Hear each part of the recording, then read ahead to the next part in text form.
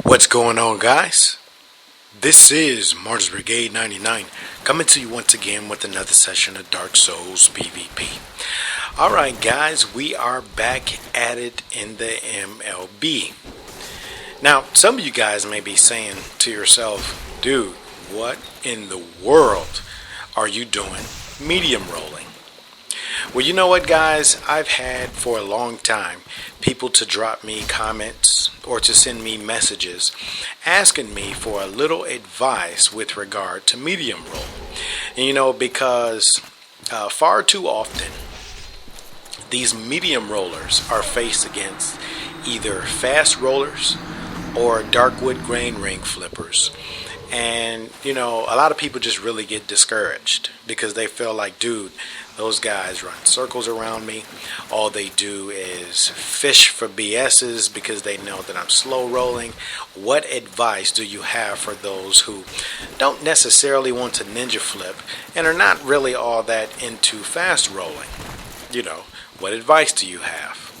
So, you know, after saying that I would go ahead and try to address this after a while, I figured that now would be the perfect time for me to do a short video, if not two, showcasing some of my medium rolling gameplay. Now, before I get started, I'd like to offer a thanks and show of appreciation to everyone who participated in these series of matches. Now, in me saying thanks, I'm not trying to imply that it was a formal thing, because actually it wasn't. You know, it's just kind of one of those days where I logged on and I checked my friends list, and I noticed that a lot of good players just so happened to be on at the same time as I was. So, you know, we have Hipper Souls, Lagstabu, Artorias 88, a number of other guys. Shout out to good old Eric Arianto, a few guys. So I figured, you know what, let me just go ahead and see if these guys want to have some fight in the MLB, and it'll give me a good opportunity to practice with my medium rolling. And actually, for anyone who may have caught me in the MLB, you guys would know that I've been medium rolling for a while now. As a matter of fact, it's been a few days. Right, so let's just go ahead and start getting into the discussion.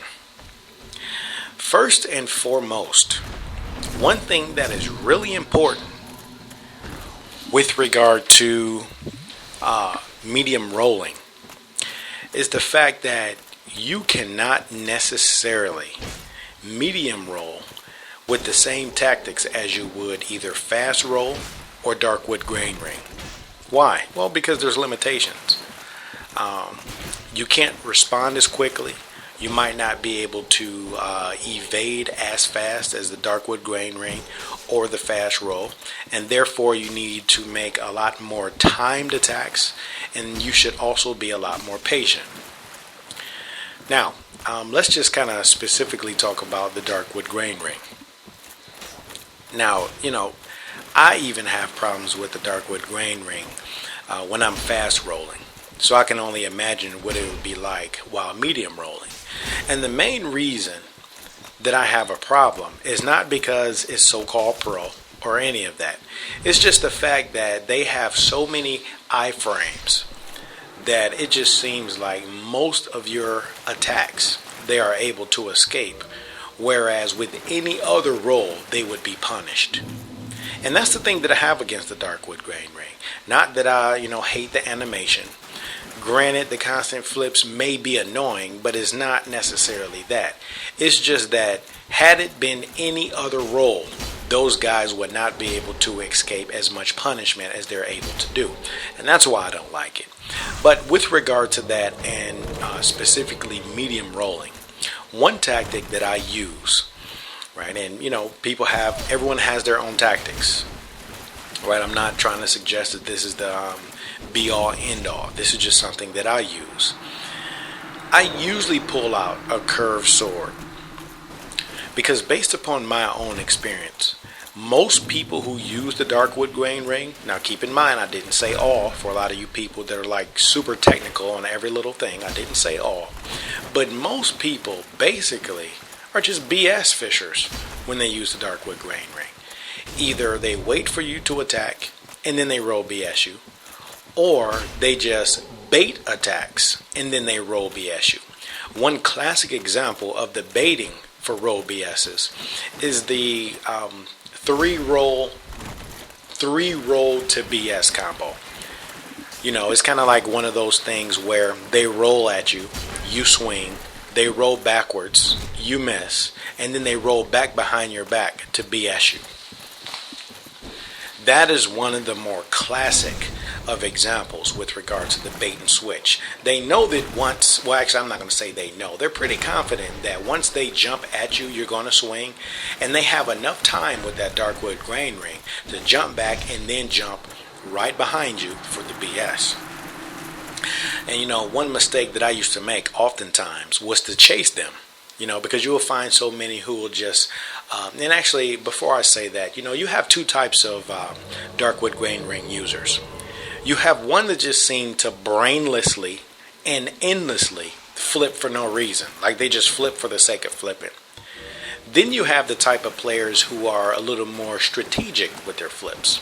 And I'll give one good example of a person who I believe is a little more strategic. There's a guy on Twitch that I actually have a lot of respect for. You know, because one thing that I do like about this person is that although he is good, and although, you know, he's kind of like one of those Frippy Cat or Frippy Moonlight Greatsword, that guy, he doesn't really talk down to anybody. Right? I mean, now he may joke about a playstyle or something like that, but just really sitting here and downing people, I just really hate that type of attitude, and I think he really has a good one, especially considering how experienced he is. And that person is Valk. Right? Some of you guys may know him as Valkyrie, Profail, or Valky Talky. But one thing about Valk, he's not one of those guys that brainlessly ninja flips. You know, most of the times that I fought him, and actually I fought him a couple times recently during a couple events that we had, you know, he would at least flip for a reason. It's not one of those things where he's just flipping 40 times within a fight, you know, not even to avoid anything, just for the sake of just annoying you across the screen. You know, I must admit that every single time that he flipped during the time that we fought, it was for a reason. But to get back on the topic, you know, one thing that I use a lot against Darkwood grain ring users are the curve swords. Because since I know that a lot of them are baiting you in for the BS, curve swords in a lot of cases can either catch them in their rolling attempts, or it can, you know, if you catch them fast enough, it can negate the BS when they at least attempt it.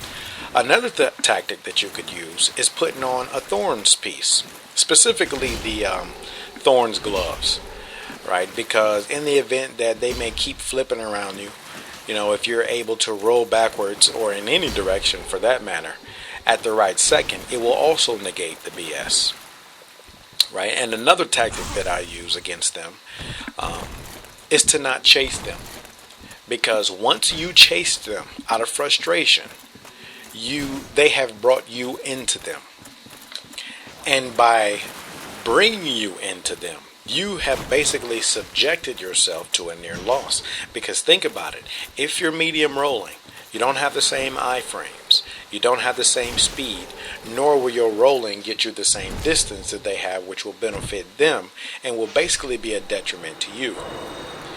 Also, with having medium roll, you will exhaust more stamina. So whereas they can just flip endlessly, you know, flip and flip and flip on end, and it may not necessarily impact you the same way, they don't necessarily have to worry about stamina management to the same degree as you would. Because if you guys notice, I'm not doing a lot of rolling, right? Because these heavier armor pieces will consume a lot more stamina if you're doing too much rolling, too much swinging, and too much blocking. So you guys will notice every now and then I'll just kind of back up, let my stamina replenish, and then I'll go back at it. Right, so that's the only thing that I could say with regard to the Darkwood grain ring users and medium rolling. And like I said, it's not the be all end all. A lot of people have their tactics, and obviously a lot of what I say largely dependent upon the experience of the player you're playing against.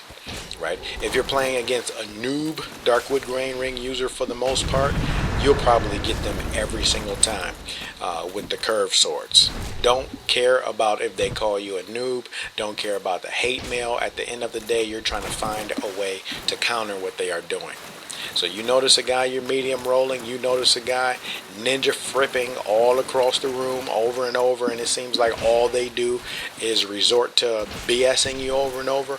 Pull out a falcon, pull out a scimitar, pull out that gold tracer, or I like to pull out the Quelaag Fury sword because it has a pretty good reach.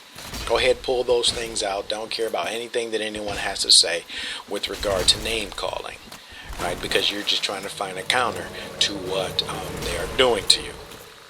So that's the advice that I can share with regard to the Darkwood Grain Ring users. Now, with regard to fast rollers, and this also kind of applies to the Darkwood Grain Ring users, you guys need to have a lot more patience. Now, one tactic that I use, a lot of people, I've heard a lot of people say that I'm pretty aggressive. And, some of that I actually got from Spades, right? So shout out to Spades. The last time I fought Spades, that got one thing that I took from those fights. I realized and on so many occasions, I felt like I was on the defense. I felt like he was applying so much pressure that I was always going backwards. I was always withdrawing, and that, he was always pushing forward with his attacks. It's almost like chess. For anyone who knows anything about a chess, when you are the one engaging, right? Or let's just say you are the one who is being engaged. It's not really a good feeling, because you feel like your opponent is always advancing and you're always defending. And as long as you're always defending, you don't have time to advance. So it's almost like chess to a degree. And that's one thing I definitely learned about Spades the last time I played him. Right? And ever since I played him, I sat there, I paid attention. I said, you know what, this guy's adding just too much freaking pressure on me.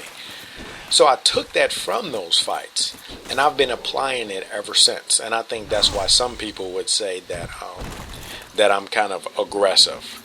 And it's because, sometimes when you add a lot of pressure, there's a couple benefits. Sometimes people don't know how to react, especially when you can toggle, right? That's another benefit to toggling. See, a lot of people, when they are playing with light builds, they're not really aggressive because they're afraid of getting staggered. And though toggling doesn't offer the same benefits that having poise does, in the sense that at least when you stack a lot of poise, it doesn't stop your forward momentum. So in other words, if you get hit, it doesn't interrupt your swinging. So in other words, let's just say I stack 77 poise, and somebody's hitting me, R1 spamming me with a katana. As long as I have a good amount of poise, them hitting me with the katana is not going to interrupt me attacking them. Whereas with the toggle escaping, yes, I can escape. I might be able to counter, but they can actually stop me from R1 spamming them back. Right? So therefore, it is having an impact on my engagement. So, like I was saying, one good thing about toggling is that you have little to no fear with regard to getting hit, because you know how to deal with it. And as long as you know how to deal with it, you can keep pressing on. And as long as you're adding that pressure, you're taking your time with regard to your attacks while you're medium rolling, with enough experience, you can become good. Now keep in mind, am I suggesting that you could just start running into tournaments with the medium roll? I'm not suggesting that, because most people have optimized builds. Am I trying to suggest that you will beat everybody while medium rolling? No, for a very logical reason. You can't beat everybody with any roll. Right? So so just as you can't beat everybody with a fast roll or everybody with a Darkwood Grain Ring, no matter how well you are, you won't be able to beat everybody with some of the suggestions that I'm offering. So just keep in mind, have a little more patience. If you guys will notice, I'm kind of timing my attacks. There are some times where I'm just kind of engaging. I'm adding pressure because in addition to adding pressure, I'm also keeping in mind how many times my opponent is swinging. Because think about it. Let's just say my opponent is doing a running two-handed R1 with a claymore, and then right after that he follows up with an attack, and then after that he flips backwards. Think about how much stamina those three moves will exhaust. So as long as I'm pushing forward and adding pressure, more than likely I'm going to guard break them. And then when I guard break them, I'm good to go. Right? So, so we're just basically having a nice little dialogue about some of the things that you can do while medium rolling. Keep the pressure, have patience, stamina management. Now, like I said before, the more you do it, obviously you'll get more experience. With more experience, obviously you'll be a lot more comfortable, right? And you won't be so frustrated when you have these guys seemingly running circles around you, right?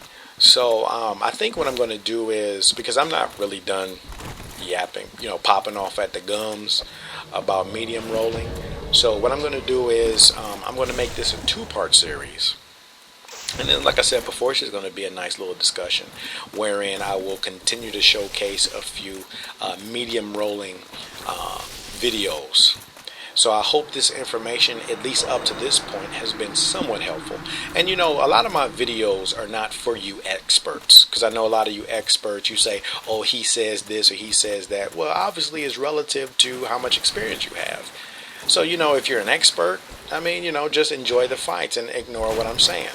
If you're a beginner and somewhat in the middle, and you don't even have to take what I'm saying as gospel, but at least, have an open mind, get out there and experiment for yourself.